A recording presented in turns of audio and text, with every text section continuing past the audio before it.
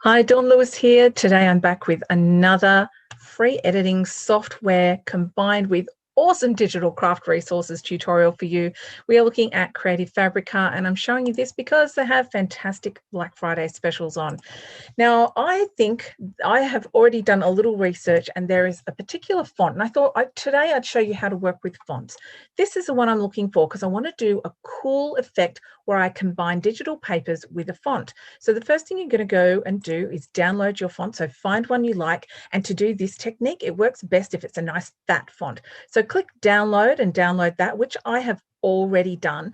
And from there, what we need to do is go into your downloads, wherever it downloads things, and we have a zipped file. We can't use that quite yet. So you need to go to your compressed folder files, extract all, browse, and I'm going to put it straight back into downloads just so I can find it a little bit easier.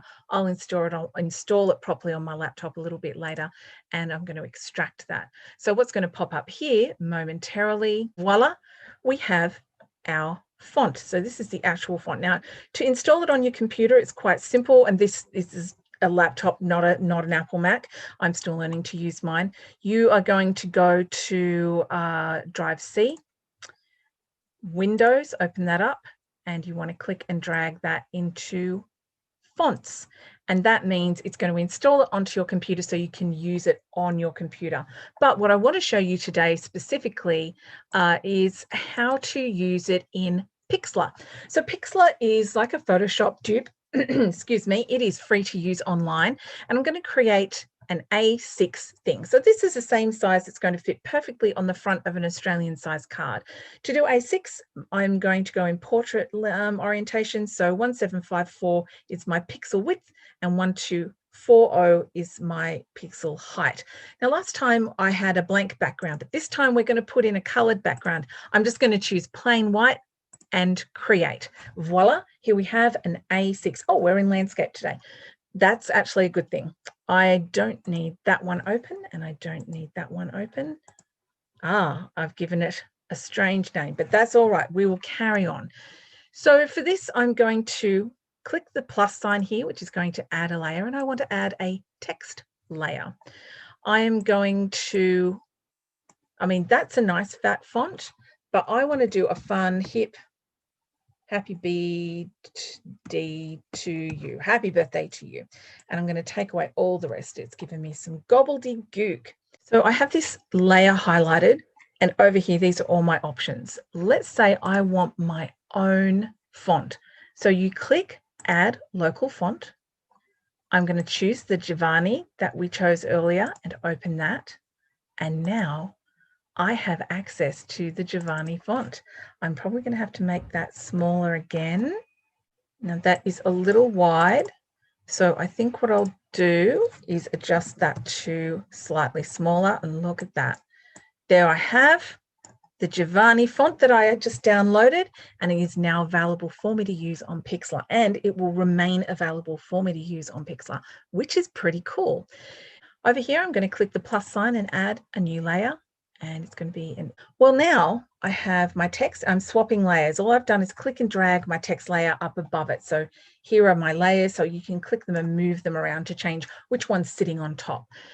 So I want my text to be this funky yellow paper. So how do I do that? Well, this little tool here is a magic wand, and I am going to hold down my shift key. I'm going to click on the H, the B, the D, the 2, and the U. And now they are all highlighted. The next thing I'm going to do is click on my yellow paper layer. So this is not the text, it's not the background, but this is the yellow paper. And again, I'm going to press Control C. Now I can click on my square, click that, and all the little marching ants are going to go away.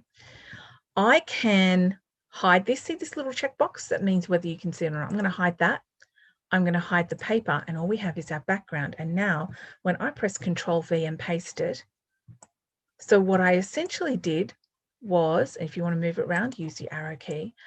I selected the shape of the letters, but I copied it from the paper layer. And so now I have this custom paper. Now, what if I want to do a fancy shadow? Well, I can just come back, check the box for the black, and I can move this around so that I have a shadow, a drop shadow. You can use the arrows on your keyboard, or you can use your mouse to be a little bit more specific. And there we have customizing and combining digital papers with fonts from Creative Fabrica.